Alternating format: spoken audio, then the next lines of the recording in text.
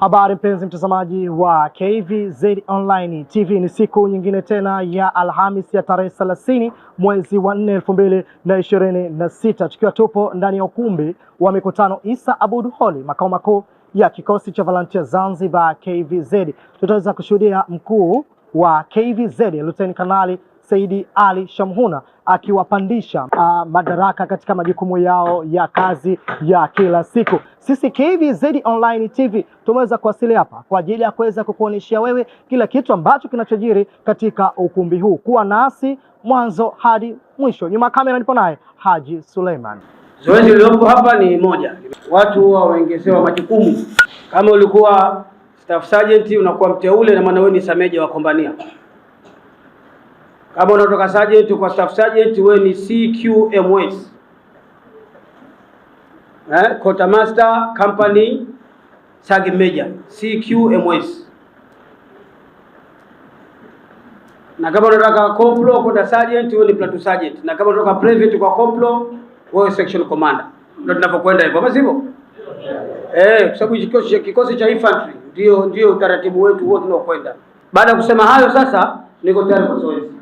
Kanuni ya 5/3 ya mwaka 2008, kamanda mkuu wa kikosi cha Volunteer Zanzibar amewapandisha vyeo NCOs na askari walioambatanishwa na barua hii kwa ngazi mbalimbali.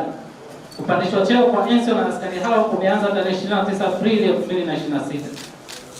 Waliopandishwa cheo kutoka W2 kuwa W1 ni MV 0133 W2 Hashim Suleiman Said.